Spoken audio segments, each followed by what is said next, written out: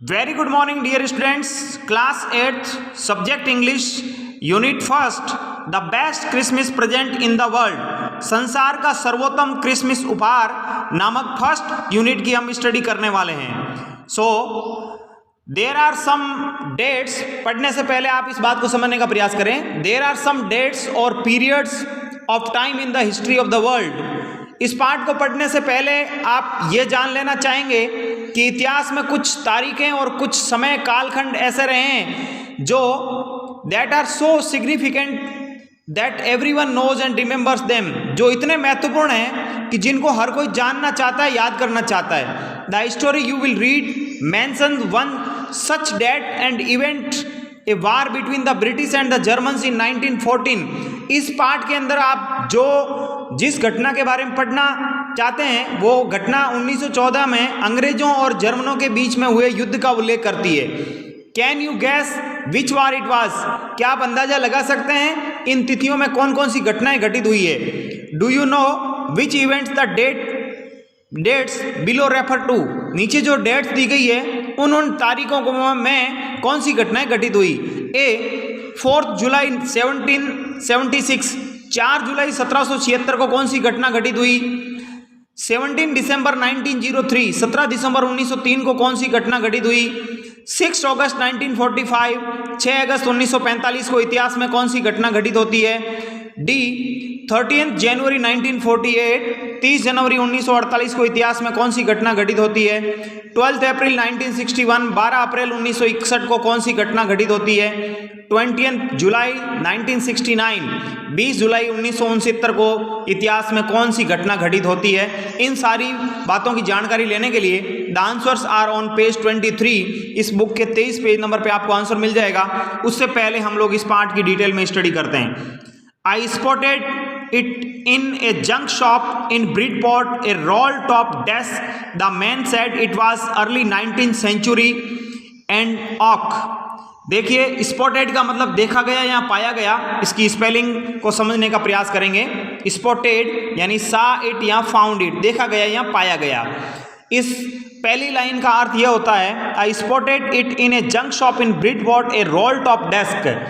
मैंने इसे एक मेज जिसका ऊपरी भाग घूम सकता हो ब्रिडपोर्ट में एक जंक शॉप यानी कबाड़ की दुकान में देखा. किसे देखा वो आगे पढ़ेंगे तब पता चलेगा. I had wanted one but they were far too expensive. मैं उनमें से एक चीज को चाहता था लेकिन ये बहुत एक्सपेंसिव थी यानी कि बहुत महंगी थी. मैं एक मेज की मुझे जरूरत थी, मैं उसे प्राप्त करना चाहता था लेकिन वो बहुत ही महंगी थी.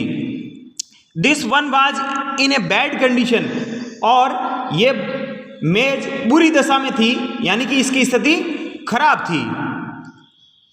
The roll top in several pieces, one leg clumsily. Clumsily का मतलब होता है भद्दे तरीके से. भद्दे तरीके से इसकी एक टांग टूटी हुई थी. किसकी? मेज की. मेज की 4 टांग होती है. घूमने वाली जो मेज होती है उसकी 4 टांग होती है, लेकिन उसमें से एक टांग उसकी टूटी हुई थी.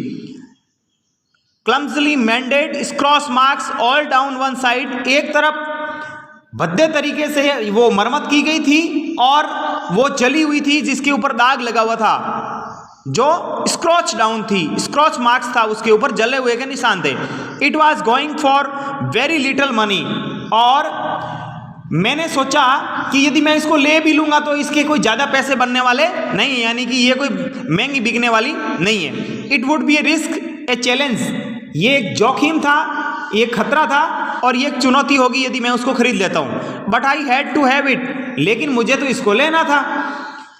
आई paid the man and brought it back to my work room at the back of the garage. I began work on it on Christmas Eve. मैंने दुकानदार को उसका मूल्य चुका दिया और मैंने उसको ब्रॉट कर दिया यानी खरीद लिया, और मैं उसको लेके घर गया और घर में ले जाकर के गैरेज के पीछे बने अपने काम वाले कमरे में ले गया. गैरेज के पीछे में, बैक ऑफ द गैरेज यानी कमरे के पीछे जो गैरेज बना हुआ था जहां पे मैं काम करता था, वर्क रूम था, वहां पे ले जाकर के मैंने उसको रख लिया. और क्रिसमस की पूर्व संध्या को मैंने इसे ठीक करना शुरू किया. I began work on it on Christmas eve. Eve यानी इवनिंग, ईव यानी इवनिंग. क्रिसमस की पूर्व संध्या पर मैंने उसको ठीक करना शुरू किया. I removed the roll top completely and pulled out the drawers. मैंने घूमने वाली ऊपरी भाग को पूरी तरह से हटा दिया और दराजों को खींच करके बाहर कर दिया, मैंने इसके ड्रॉवर को बाहर निकाल दिया। The veneer had lifted almost everywhere. Veneer means जो सजावटी लकड़ी की जो पतली परत होती है उसको वेनीर कहते हैं। तो मैंने उसको क्या किया, the veneer had lifted almost everywhere, it looked like water damage to me. और सजावटी लकड़ी जो इसके ऊपरी परत पर थी, पतली सी थी, उस जो लगभग उखड़ गई थी, वो पानी लगने से उसको डैमेज हो गया था, उसको मैंने ठीक करना चाहा। बहुत fire and water have clearly taken their toll on this desk. और मुझे लगा कि ये नुकसान पानी से हुआ है, आग और पानी दोनों ने इस मेज को नुकसान किया था, इसलिए मैंने उसको ठीक करना चाहा। The last drawer was struck fast. जो अंतिम जो ड्रॉवर था वो एकदम से जाम हो गया था। स्ट्रक फास्ट यानी चिपक गया था एकदम से, वो खींचने से भी नहीं निकल रहा था।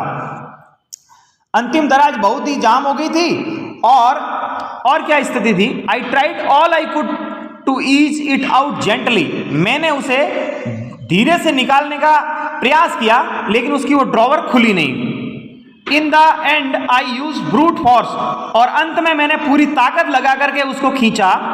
It struck it sharply with the side and I use my fist and the drawer flew open to reveal a shallow space underneath a secret drawer. और मैंने पूरी ताकत लगाई, मैंने पूरा शारीरिक बल का प्रयोग किया और मैंने इस पर अपनी मुट्ठी की बगल से जोर की चोट की और दराज खुल करके गिर गई, जिसके उसके नीचे के उतले खाली स्थान में मनी गुप्त दराज दिखने लगी। इसके नीचे जो भी दराज थी वो मुझे दिखने लगी। And I reached in and took out a small black tin box.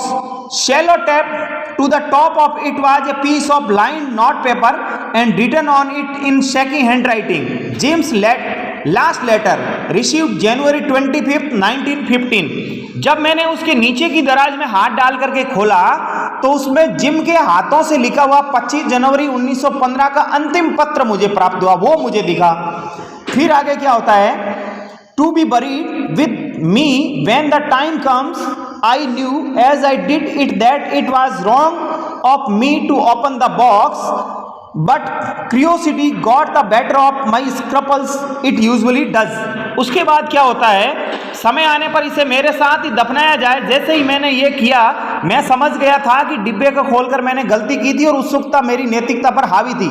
ऐसा अक्सर होता है। Inside the box there was an envelope. डिब्बे के अंदर एक लिफाफा था। The address read Mr. Jim McPherson 12 Copper Beeches Bridport Dorset. और उसके ऊपर जो एड्रेस लिखा हुआ था उसमें यह लिखा हुआ था श्रीमती Jim McPherson 12 Copper Beeches Bridport Dorset. मैंने पत्र निकाला और इसे खोला। यह पत्र पेंसिल से लिखा हुआ था। I took out the letter and unfolded it. It was written in pencil and dated at the top December 26, 1914. मैंने पत्र निकाला, इसे खोला, यह पत्र पेंसिल से लिखा गया था और इसके ऊपर 26 दिसंबर 1914 की तारीख लिखी हुई थी। तो आज के लिए बस इतना ही। इसमें कुछ कॉम्प्रिहेंशन के क्वेश्चन है, मैं आपको समझा देता हूं। What did the author find in a junk shop? लेखक ने जंक शॉप पर क्या देखा? लेखक ने जंक शॉप पर क्या देखा? इसके लिए मैंने आपके लिए अलग से एक क्वेश्चन पेपर तैयार किया है जिसको हम लोग समझेंगे। What did the author find in a junk shop? लेखक को एक कबाड़ की दुकान में क्या मिला? Second question, What did he find in a secret drawer? Who do you think had put it in there? गुप्त दराज में उसे क्या मिला? तुम्हारे विचार में इसे वहां किसने रखा था? इसके बाद में कुछ ग्रामर के क्वेश्चन है जो आप लोग समझने का प्रयास करेंगे। Fill in the blanks using the correct form of the verbs in the brackets. Dear students, ध्यान रखने वाली बात यह है कि इस पार्ट के अंदर जो भी घटनाएं होती है वो पास्ट से रिलेटेड है, यानी कि भूतकाल में हुई है। तो इन जो ग्रामर की खाली जगह है टेंस की, इसमें सब में पास्ट की एक्टिविटी होगी। तो आप समझने की कोशिश करें। My little sister is very naughty. मेरी छोटी बहन बहुत ही नटखट है। When she come back from school yesterday. जब वह कल स्कूल से आई। यस्टरडे यानी बीता हुआ कल, तो ये पास्ट सिंपल टेंस की पहचान है। तो आई यानी कि ये अफर्मेटिव सेंटेंस है, तो कम की सेकंड फॉर्म आ जाएगी कैम, जब वो स्कूल से वापस आई। She had torn her dress, उसने टीयर की सेकंड फॉर्म आ जाएगी, यहां भरेंगे।